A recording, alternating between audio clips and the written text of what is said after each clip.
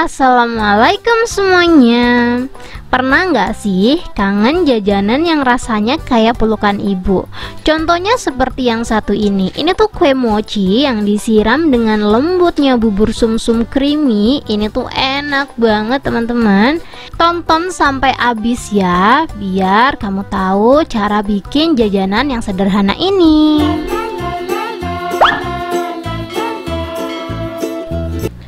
Langsung aja, di sini aku ada 125 gram kelapa parut, kurang lebih seperempat butir, 60 gram gula palem. Link gula palem ada di deskripsi. Lanjut, aku bakalan tambahin 2 sendok makan gula pasir, setengah sendok teh garam, dan 100 ml air. Ini kita aduk sampai merata. Setelah itu kita hidupin kompornya ya teman-teman ya. Ini itu unti kelapa isian dari si mochi. Jadi ini tuh selain buat isian mochi, ini tuh bisa dipakai di beberapa makanan ya teman-teman ya. Contoh dadar gulung. Terus biasanya kita bisa buat roti isi kelapa pakai ini. Banyaklah fungsinya ini. Jadi nggak harus dibuat ini ya teman-teman ya. Kita masak sampai tanak. Kalau mau unti kelapanya wangi, dikasih 1 lembar daun pandan. Terus kita masak seperti ini ya. Kalau mau diganti vanili juga boleh. Disesuaikan aja yang ada di rumah ya teman-teman ya. Ini kita masak sampai si unti kelapa kalian itu tanak.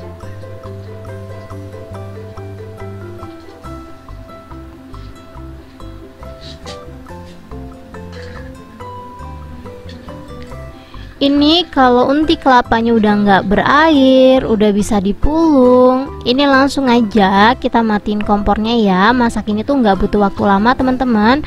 Asal dia tanak aja udah nggak ada cairan, ini udah bisa dipakai. Langsung aja aku matiin kompornya dan kita lanjut buat mochinya. Sebenarnya ini tuh bukan mochi ya teman-teman ya, cuman teksturnya aja mirip mochi. Jadi ini aku bakalan buat kulitnya. Kita timbang dulu. 150 gram tepung ketan putih,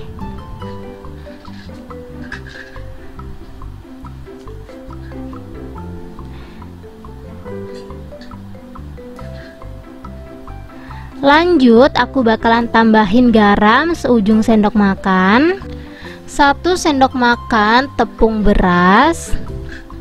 Ini untuk bagian bahan keringnya kita aduk sampai merata. Kalau udah merata, di sini aku bakalan siapin santan instan yang ukuran 110 ml. Bisa pakai yang 65 ml ya teman-teman ya, disesuaikan aja. Tapi di sini aku nggak pakai semuanya teman-teman. Aku cuman pakai 2 sendok makan aja seperti ini. Teman-teman bisa lihat ya, aku takar 2 sendok makan. Nanti sisanya aku bakalan buat fla atau buburnya nanti. Biar warnanya cakep, aku bakalan tambahin pewarna hijau tua. Teman-teman bisa ganti perisa pandan ya. Cuman karena aku bosen banget sama rasa pandan, jadi aku skip ya teman-teman ya. Di sini untuk airnya aku pakai air hangat kurang lebih 130 ml. Ini kalau teman-teman takut terlalu lembek, ini kita masukinnya secara perlahan-lahan aja ya. Contoh ini aku masukinnya setengah dulu airnya. Nanti kalau emang terlalu keras, aku bakalan tambahin sedikit lagi.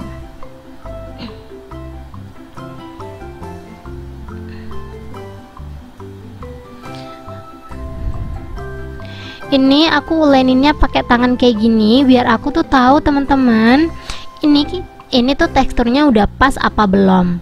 Jadi ini terus diaduk aja sampai si adonannya kalis. Sampai kayak gini ya teman-teman ya bentukannya, kalian bisa lihat sendiri. Ini biar nanti ukurannya tuh sama rata, ini boleh banget ditimbang atau ditakar ya teman-teman ya. Kalau aku sih biar lebih gampangnya aku bakalan timbang aja. 1 porsi atau 1 resep aku bakalan timbang 15 gram. Sebelumnya di sini aku udah siapin cetakannya. Aku pakai cetakan kue talam. Aku tuang minyak secukupnya dan aku oles-oles minyak seperti ini biar nanti dia tuh nggak lengket ya teman-teman ya.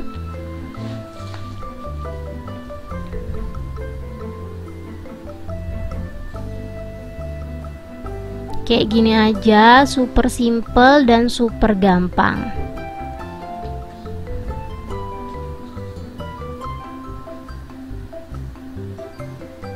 Dan ini kita timbang, caranya seperti ini, 15 gram untuk adonannya.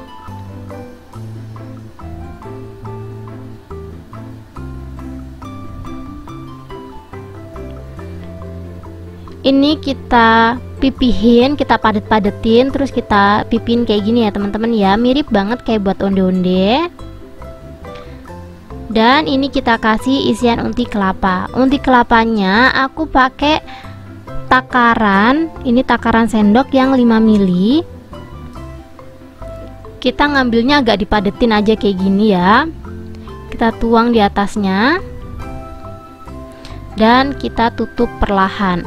Kalau bisa masak unti kelapanya itu yang tanak, soalnya kalau nggak tanak nanti dia ngerusak tekstur teman-teman.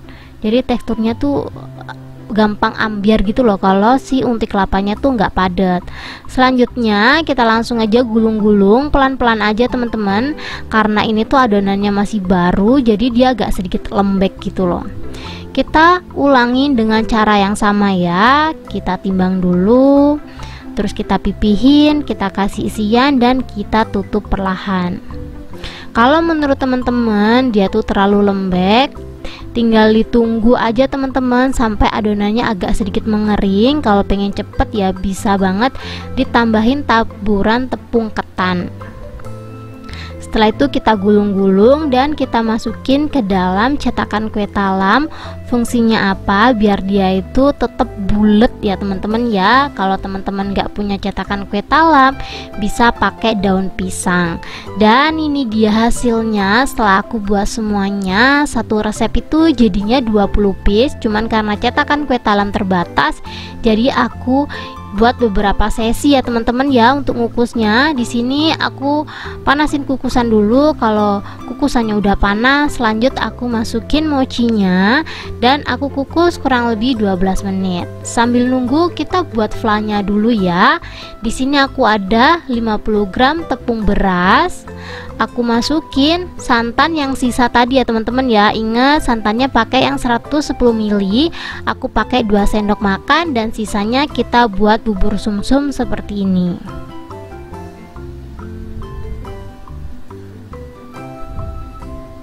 Kita tambahin setengah sendok teh garam, 350 ml air.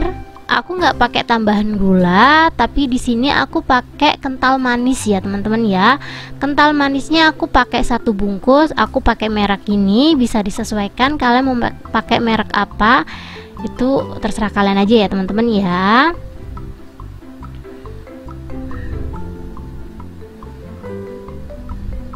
Dan aku juga tambahin 1 lembar daun pandan biar buburnya itu lebih wangi. Kalau udah, kita langsung aja masak. Ini aku kasih tips ya teman-teman ya, cara masak bubur sumsum atau fly yang benar itu dari awal sampai habis. Sebelum dia menggumpal ini tuh terus diaduk teman-teman, harus bener-bener diaduk. Karena ini kemarin sorry banget sama suami aku tuh dibiarin gitu aja, jadi dia agak sedikit bergerindil teman-teman. Tapi sebenarnya biar dia nggak bergerindil, ini bisa langsung disaring. Cuman ya udahlah ya teman-teman, toh juga cuman tampilannya aja yang bergerindil. Ini tuh rasanya tetap lembut banget, nggak ada gerindilannya ya. Jadi ini langsung kita angkat dan kita cek mochinya. Ini udah 10 menitan teman-teman, bentukannya udah seperti itu. Jadi di sini aku udah siapin tin wall. Tin wallnya aku pakai tin wall kotak kayak gini. Kita tambahin bubur sumsumnya 1 sendok makan. Kita hentak-hentakin sampai merata dan kita ambil mochinya. Dan kita langsung aja taruh di atasnya. Ini tuh agak panas ya teman-teman ya, karena emang baru keluar banget. Kita taruh di sini.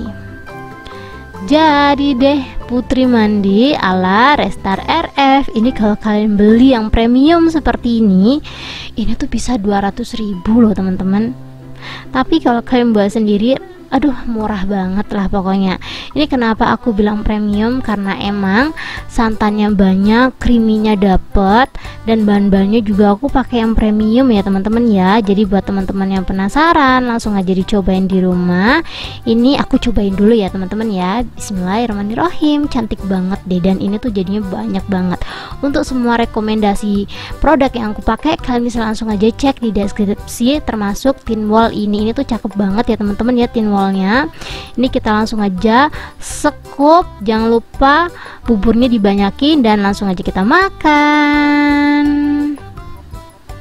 Masya Allah teman-teman, aku udah nggak bisa berkata-kata lagi sih. Aku pikir ini tuh jajannya cuma sekedar viral aja, tapi ternyata enak banget Putri Mandi ini. Aduh, cobain deh kalau kalian penasaran. Yang lagi viral nih apa? Bentukannya seperti ini nih. Jadi di bagian bawahnya tuh kayak ada jelly-jelinya seperti itu. Ini rasanya simple banget. Kita langsung aja cobain ya. Kita pakai garpu aja seperti ini dan langsung aja kita cot. Jadi kayak plag gitu di bagian bawahnya. Dan langsung aja kita makan. Bismillahirrahmanirrahim.